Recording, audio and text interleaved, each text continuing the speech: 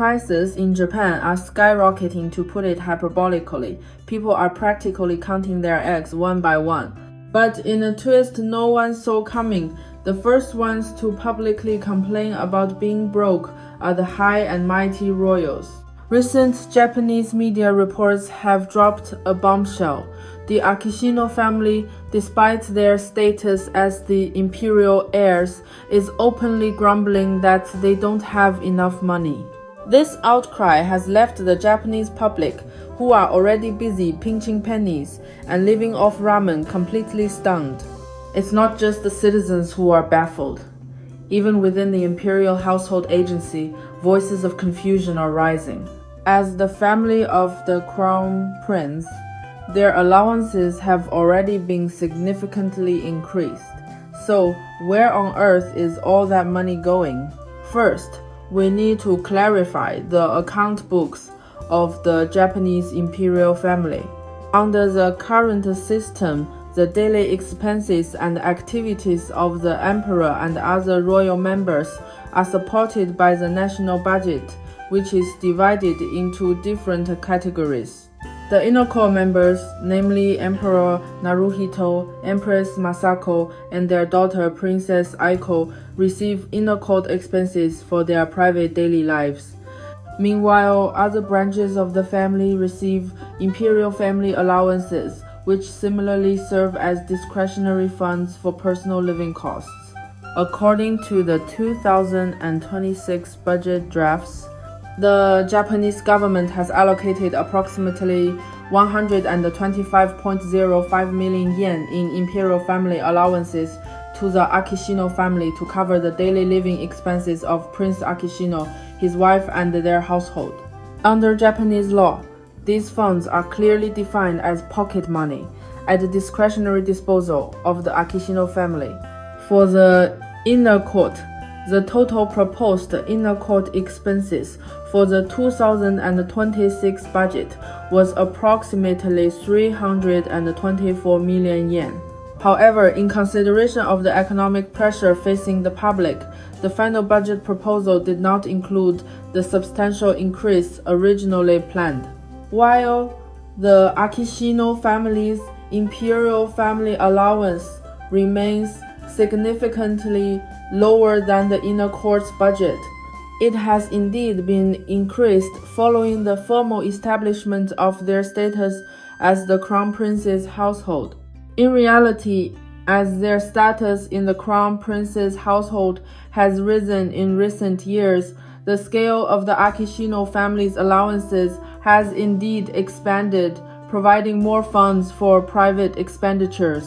Furthermore, sources within the Imperial Household Agency believe that current financial support is more than sufficient to cover most personal costs. Crucially, the costs of official duties and staff salaries are entirely funded by the public purse. Theoretically, this should prevent any significant pressure on the family's personal budget. The confusion within the Imperial Household Agency is well-founded, since the big-ticket items on this bill are paid directly by the state budget, essentially a national ATM. Any personal budget pressure for the Akishinos should, in theory, be non-existent. It is like a person whose company already pays their rent, hires their housekeeper, reimburses every travel expense, and even covers the wages of their cleaners and drivers. If that person, while pocketing a net annual salary of over 100 million yen, still turns to the cameras and says, "I can't make ends meet," it isn't just a failure of financial logic, it is a form of emotional bullying toward ordinary citizens struggling with inflation. This cry of poverty isn't actually about a lack of money. It feels more like a hunger for even higher levels of privilege. In addition to this, the Akishino family enjoys a special privilege that makes other royal branches grin with envy. They have free access to premium agricultural and livestock products from the Tochigi Imperial Stock Farm. These are top-tier meats, milk, and vegetables produced exclusively for the imperial family. Originally, while the emperor's immediate family received these goods, other royal households had to pay out of pocket if they wanted to upgrade their dining table. The Akishino family, however, has used their status as the crown prince's household to bypass the rules, turning what was once paid for into a free giveaway. If this is true, it is utterly absurd. It means that while the Akishino family receives massive subsidies, their basic cost of living is actually far lower than that of other royal households. To hold onto a larger allowance and help themselves to free, top-tier supplies while simultaneously crying poverty in public is more than just a matter of living expenses. It is a classic case of wanting to have your cake and eat it too. It is, frankly, excessive. Beyond the daily expenditures, the renovation costs for the Akishino residents have become a lightning rod for public scrutiny. Following the formal establishment of their status as the Crown Prince's household, their current residence underwent a comprehensive overhaul. Reports indicate that the total cost for the residence preparation and related facility reconstruction approached 5 billion yen, a figure that towers over the renovation budgets of typical royal households.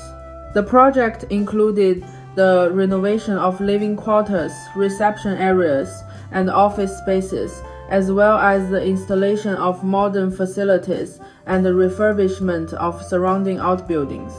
During this process, the details unearthed by the media were truly jaw-dropping. To satisfy functional requirements and the specific aesthetic tastes of the Akishino family, the renovation utilized a massive amount of expensive specialized materials. Even the decorations in the reception hall were reportedly lavish to the extreme. These factors are widely seen by the public as the primary drivers behind the skyrocketing costs. What has truly incensed the Japanese public is the living arrangement of Princess Kako. After 5 billion yen was sunk into renovating the main residence, she reportedly refused to move back in with her parents, insisting instead on living alone in the annex converted from their former quarters. Rumors regarding why she won't live with her parents have circulated in Japan for a long time. The most persuasive theory is that her relationship with them, particularly with Crown Princess Kiko, has hit rock bottom. The consequence of this Cold War-style separation is that living expenses that could have been handled under one roof now require maintaining two separate households and two sets of bills. Why should taxpayers be the ones to foot the bill for an overflow caused by family friction? This brand of self-indulgence has undoubtedly added insult to injury for an already bloated budget. In the face of these complaints about insufficient funds, the explanations from the Imperial Household Agency sound more like a desperate attempt to clean up their boss's mess. They have narrowed the reasoning down to 2 points. First, that since the elevation of their status, private spending has naturally increased to accommodate official duties related to imperial succession and family education, and second, the crushing pressure of inflation. However, officials from the agency let the cat out of the bag when they pointed out that these costs could clearly be covered by official public funds or the existing imperial family allowance.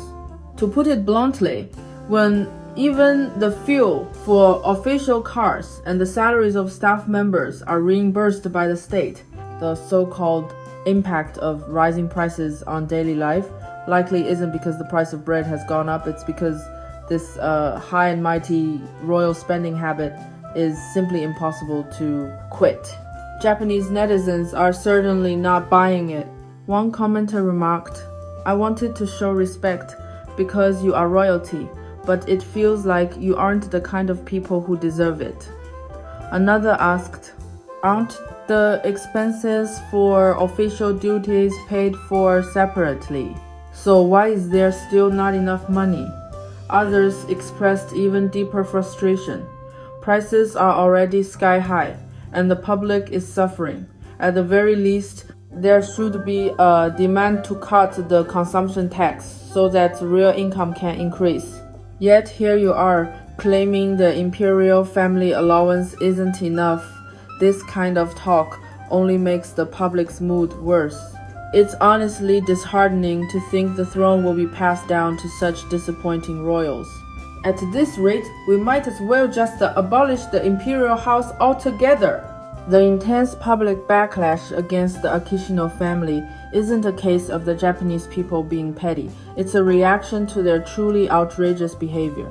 When Emperor Emeritus Akihito abdicated, the Akishino family used the renovation of their residence as an excuse to essentially triple its size, bringing the total floor area to a staggering 1,378 square meters. To put that number into perspective, let's look at the comparisons.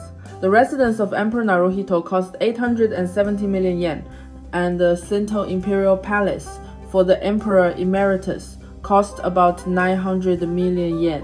The Akishino family, however, despite being only the heirs, thought nothing of blowing through 5 billion yen. This kind of internal royal wealth gap is a direct and extreme challenge to the public's patience. So, where exactly is that annual pocket money of over 100 million yen evaporating to? You can get a pretty good idea just by looking at the sheer extravagance of their ceremonies. Prince Hisahito's 19th birthday and coming-of-age celebrations last September were essentially a walking money shredder. To prepare for the event, Hisahito began intensive rehearsals at the Imperial Palace as early as late August, fine-tuning every detail of the elaborate etiquette. While holding a ceremony is standard practice, they chose to ignore all conventional logic. Instead of using the perfectly functional venues already available within the Imperial Palace, they insisted on taking the festivities off-site. The private banquet was held at the elite Imperial Hotel, while the official banquet took place at the Meiji Memorial Hall. This logistical nightmare, factoring in venue rentals, 5-star catering, and the massive security costs required to protect royals in busy downtown areas reportedly pushed the total expenditure well past the 100 million yen mark. While the Akishino family was busy splurging on 100 million yen coming-of-age ceremony, the actions of Emperor Naruhito's family seemed to belong to an entirely different dimension. The story that resonates most deeply with the Japanese public is Princess Aiko's second-hand tiara at her coming of age. According to royal tradition, a special budget is usually allocated to commission a brand new tiara when a princess reaches adulthood.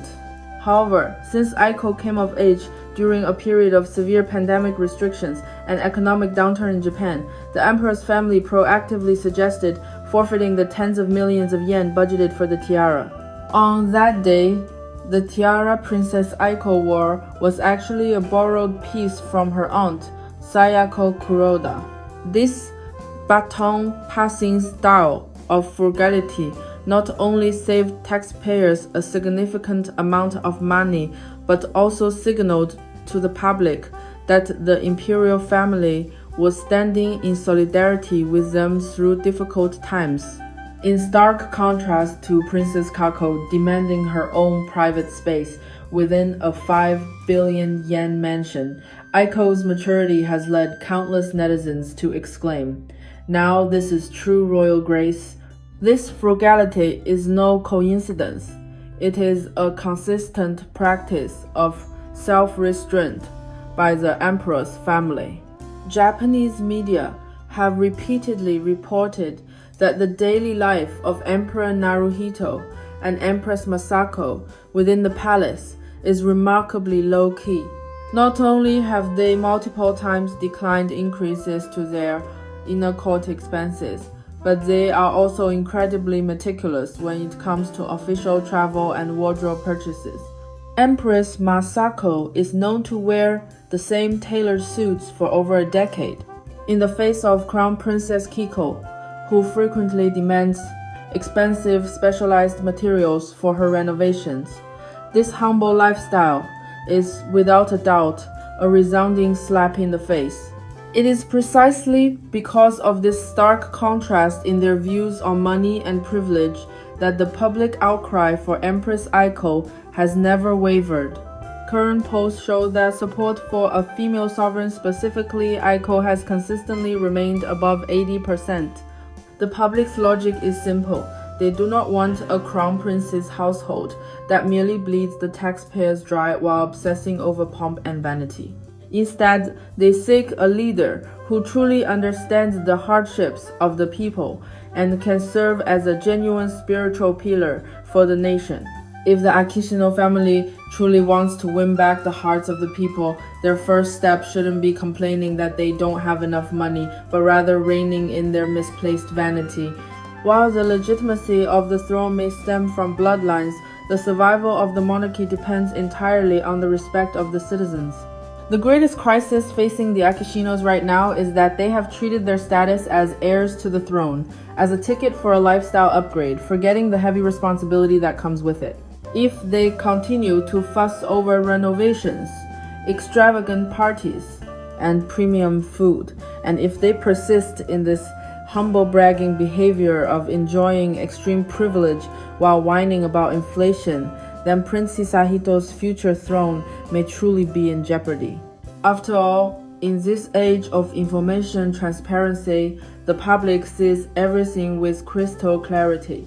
If the Akishino family does not learn from the emperor's household, if they cannot learn to cast off their hollow royal heirs, they stand to lose far more than just their 100 million yen annual allowance. They risk stripping away the very last shred of dignity that this 1,000-year-old chrysanthemum throne holds in the hearts of the people.